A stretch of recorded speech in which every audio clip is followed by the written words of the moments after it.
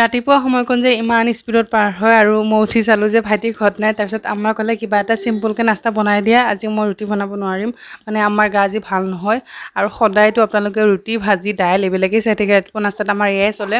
মাজে মাজে খিচিৰি বনাওঁ মই বেছিকৈ, একদম চব্জি পাচলি থাকিলে আৰু দাইল চাইল দি এনেকৈ বনাওঁ। তো মোৰ এইফালে খিচিৰি বনোৱা হৈ গ'ল আৰু মই ওপৰত অকণমান ইগ ভুজি বনাই এনেকৈ দি দিছোঁ। আৰু এইফালে আপোনালোকৰ দাদাৰ কাৰণে প্লেট এখন ৰেডি কৰিছোঁ। আমি খালোঁ চবেই আৰু অকল মানে আব্বা বাকী আছে, তো এইখিনি আপোনালোকৰ দাদাক দি লওঁ। হেই গাইজ, আসসালামু আলাইকুম, গুড মৰ্ণিং। এতিয়া টাইম কেতিয়া বাজিছে মই দেখাইছোঁ।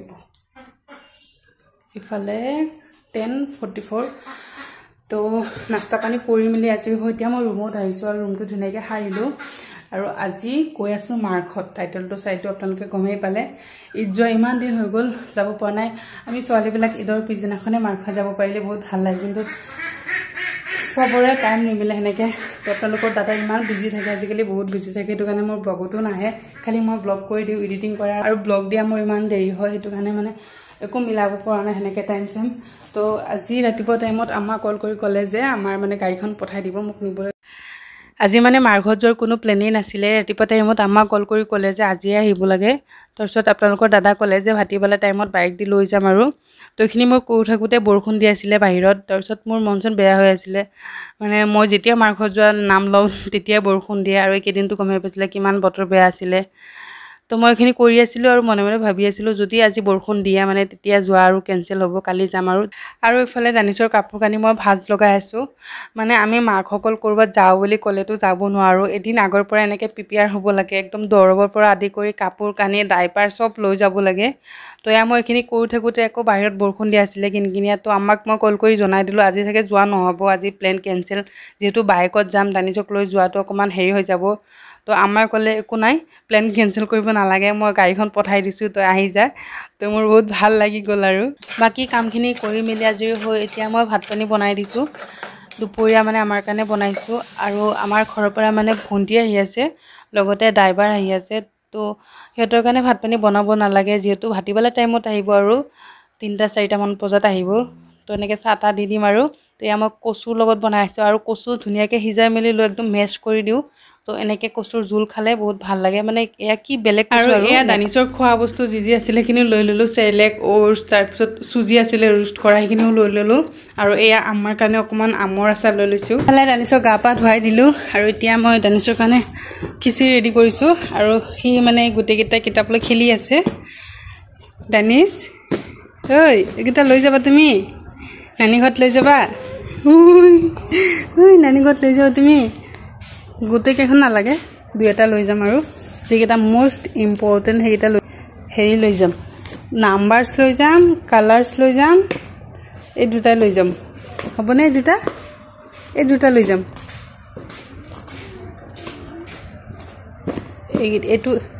এইটো বেছি ইম্পৰ্টেণ্ট, এইটোৱে লৈ যাম। গোটেইকেইটা নিলে সি বেয়া কৰি পেলাব। আৰু ইফালে মোৰ পেকিং কৰা অলমষ্ট হৈ গ'ল, খালি দানিছৰ 2-এটা বস্তু বাকী আছে, সেইখিনি পিছত ভৰাম। দানিছৰ কাৰণে খিচিৰি ৰেডি কৰিছোঁ, এতিয়া দানিছক মই খুৱাম। আৰু ইয়াতে মই অকণমান মাছ দিছোঁ, আৰু আলু দিছোঁ, দাইল দিছোঁ, বাছ, আৰু অকণমান ঘিউ দিছোঁ, আৰু ক'লা নিমখ দিছোঁ। এইফালে হাজবেণ্ডৰ দোকানৰ পৰা আহি গ'ল, আৰু কি লৈ খেলি আছে চাওক, চামুচ লৈ খেলি আছে। দানিছৰ এইবিলাক বস্তু খুব প্ৰিয়, চামুচ, চেণ্ডেল, ঝাৰু। তো এয়া মই এতিয়া দানিছক খুৱাম। আৰু মই ৰেডি হৈ থাকোঁতেই শাহুমাই ক'লে যে ঘৰ যোৱা টাইমত কেইটামান নেমু লৈ যাবা, আমাৰ মানে গছজোপাত বহুত নেমু লাগে। এয়া দেখিছেনে মাছালা বহুত নেমু লাগিছে, আৰু নেমু নহয় বহুত ডাঙৰ ডাঙৰ হয়, এটা মানে আধা কেজি 1 কেজি হৈ যায়, ইমানেই ডাঙৰ হয়, মানে ৰবাব টেঙাৰ নিচিনা দেখা যায়। তো এয়া মই কেইটামান নেমু উঠাই লৈ লৈছোঁ। আৰু মানে মাৰ ঘৰৰ পৰা আহোঁতে সদায় আমাৰ কিবা কিবি এনেকৈ দি দিয়ে যে, পাচলি হওক বা কিবা এনেকৈ চিকেন টিকেন বনাই মেলি দি দিয়ে, কিন্তু ইয়াত যিহেতু আমাৰ পাচলি তাচলি একো গছ নাই, তো আমাৰ মানে কৈ আছিলে যে নেমুৱে লৈ যোৱা, আৰু কি লৈ যাবা। আৰু এতিয়া প্ৰায় 2টামান বাজিছে, ভাত পানী খাই ধুনীয়াকৈ ৰেডি হৈ বহি আছোঁ। আৰু সেইদিনা যে মই ঈদত কাপোৰযোৰ লৈছিলোঁ, তো এইযোৰে পিন্ধি ল'লোঁ, পিয়'ৰ কটনৰ আছিলে, ভাবিলোঁ এইযোৰ পিন্ধিলে অকণমান কমফৰ্টেবল লাগিব। তো এয়া ধুনীয়াকৈ একদম ৰেডি চেডি হৈ আপোনালোকক অকণমান দেখাই দিলোঁ। আৰু এটা বস্তু মই দেখাইছোঁ, মই মানে মাৰ ঘৰত গ'লে ইমান সাজি কাজি নাযাওঁ, দানি চোৱাৰ পিছৰ পৰাতো আৰু একদম মানে ষ্টাইল কৰিব মনেই নাযায়, কিন্তু অকণমান ৰেডি হৈ যাব লাগে, কাৰণ ওচৰে পাজৰে মানুহে এনেকৈ দেখিলে বহুত হেৰি বুলি ভাবিব, মানে কি বুলি ভাবিব নাজানে। কাৰত গ'লেতো আৰু যাব মন নাযায়, কিন্তু আজিকালি মানে অকণমান হেৰি কৰি যাওঁ আম্মাই কৈ থাকে একদম এনেকৈ চিম্পুলকৈ থাকোঁ একো হেৰি চেৰি নিপিন্ধক খাৰু পিন্ধিব নিবিচাৰোঁ যে আম্মা গালি কৰি থাকে একচুৱেলি মই গ'লে মানে আমাৰ ওচৰে পাজৰে মানুহে মোক চাব আহিছে তাৰপিছত মোৰ মানে গাঁৱৰ মানে বিশেষকৈ আপোনাৰ জুৱেলাৰী চাব কাপোৰ চাব কিন্তু মই যে জুৱেলাৰী পিন্ধা বহুত বেয়া পাওঁ মই জুৱেলাৰী একদম পিন্ধিব নিবিচাৰোঁ তো আম্মাই কৈ থাকে কিয় নিপিন্ধ এইবিলাক মোক তো মই সোণৰযোৰ খুলি এযোৰ কিনা এপাত পিন্ধি লৈছোঁ কাণফুলি এযোৰ মোৰ বহুত ভাল লাগে সেইদিনা মই অনলাইনৰ পৰা লৈছিলোঁ এনেকৈ হেৰি থাকে যে 4-5 যোৰ এনেকৈ থাকে যে মই দেখাইছোঁ ৰ'ব বেছি দিন নাযায় কালাৰ গুচি যায় বহুত কেইযোৰমান আছিলে তো এইফালে এতিয়া এইকেইটামান আছে আৰু মই প্ৰথমতে ভাবিছিলোঁ এইযোৰ পিন্ধি যাম ঝুমকা ইমান ধুনীয়া লাগিছে ধানি চোৱাৰ আগতে মই লৈছিলোঁ কিন্তু আজিলৈকে মই পিন্ধা নাই ক'ত পিন্ধিম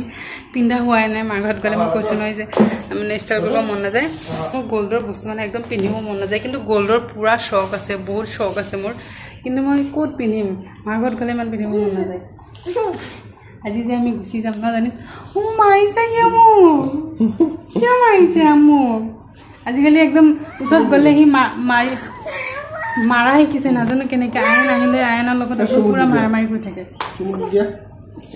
চুমু দিব নোৱাৰে সময়তে দিয়া কামুৰি দিয়ে আৰু ইফালে ভণ্টি আহি গ'ল আৰু এতিয়া আচৰজান দিছে তো মইতো ৰেডি হৈ বহি আছোঁ আৰু সেইফালে দেখিছে আপোনালোকৰ দাদা এতিয়ালৈকে দোকানত যোৱা নাই মানে কেতিয়া আহিব আৰু কেতিয়া আমাক চি অফ কৰিব তাৰপিছতহে এনেকৈ ওলাই দিব আৰু ইফালে চাহ তাহ দিলোঁ আৰু আমাৰ দানিছ গাড়ীত বহি মানে শ্বকড হৈ গৈছে ক'ত গৈ আছোঁ আৰু ইফালে মাহীক দেখিও মানে হেৰি হৈ গ'ল তো এয়া ওলাই দিছোঁ আৰু ড্ৰাইভাৰ দাদাজনক যিহেতু একো খুৱাই অনা নাই অকল চাহে খাইছে তো মই ভাবিলোঁ মৰিগাঁৱত যাই কিবা এনেকৈ খুৱাই দিম আৰু ভাত পানী এনেকৈ দিয়া নাই মানে বহুত বেয়া লাগিছে মোৰ মাৰ ঘৰৰ পৰা কোনোবা এনেকৈ যদি আব্বা ড্ৰাইভাৰ লৈ আহে তেতিয়াহ'লে মইতো এনেকৈ খুৱাই দিওঁ কাৰণ আমাৰ গাঁৱৰ মানুহ এনেকৈ কিবা না কিবা ৰিলেটিভ লাগেই দিয়কচোন তো এনেকৈ নোখোৱাই আনিলে বহুত বেয়া লাগে তাৰপিছত মই ভাবিলোঁ যে হাজবেণ্ডক কৈ দি আছিলে বাৰে বাৰে যে কিবা এটা খুৱাই লৈ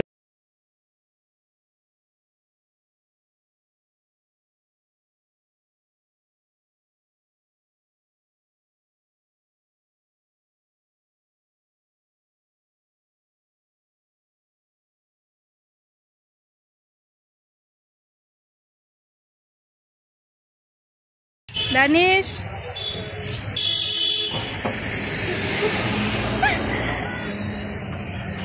মই খাই থকা দেখি দানিছেও খাব বিচাৰি আছিলে তাৰপিছত দানিছক অকণমান টেষ্ট কৰালোঁ আৰু সৰু বাচ্চাই কোচত লৈ কিবা বস্তু খালে নহয় চব খাব বিচাৰি টানি মুখত লৈ যায় অকণমান এনেকৈ টেষ্ট কৰালোঁ তো এয়া এটা মোবাইলৰ দোকানত আহিলোঁ মোৰ মানে নতুন মোবাইলৰ এটা হেৰি লগাব লাগে কভাৰ তাৰপিছত আগৰটোৰ টেম্পাৰ সলালোঁ তো সেই কভাৰটো বিচাৰি নাপালোঁ বেলেগ দোকানত আহিলোঁ বেলেগ দোকানৰ পৰা এটা লৈ ল'লোঁ আৰু প্ৰথমতে 150 টকা খুজিছিলে 100 টকাত মানে হৈ গ'ল আৰু কিন্তু অনলাইনৰ পৰা ল'লে 300-200 এনেকুৱা লাগি যায় আৰু মাৰ ঘৰত গৈ আছোঁ আৰু কেইদিনমান থাকিম যিহেতু ভাবিলোঁ অকণ বেছিকৈ কিবা কিবি লৈ লওঁ আৰু এয়া মই বিচাৰি থকা বিস্কিট এটা পাই গ'লোঁ এইটো ইমান ভাল লাগে খাই ব্ৰিটানিয়া 50-50 একদম ফ্লেট বিস্কুট হয় আৰু ইমান ক্ৰাঞ্চি হয় নহয় বহুত ভাল লাগে খাই তো মই 4টামান লৈ ল'লোঁ আৰু ইফালে আইচক্ৰীম কিবা কিবি এনেকৈ ভণ্টিয়ে ল'লে বাইদেউ এইখিনিৰ পইচা চব ভণ্টিয়ে দিছে সেইটো কাৰণে অকণ বেছিয়ে শ্বপিং কৰিলোঁ তো এয়া দেখিলে তাই গৈ আছে আগে আগে আৰু মই পিছে পিছে গৈ আছোঁ আৰু অলৰেডি বহুত লেট হৈ গ'ল একদম এন্ধাৰ হৈ গৈছিলে মগৰিবৰ আজান মানে মৰিগাঁও থাকোঁতেই দি দিলে আৰু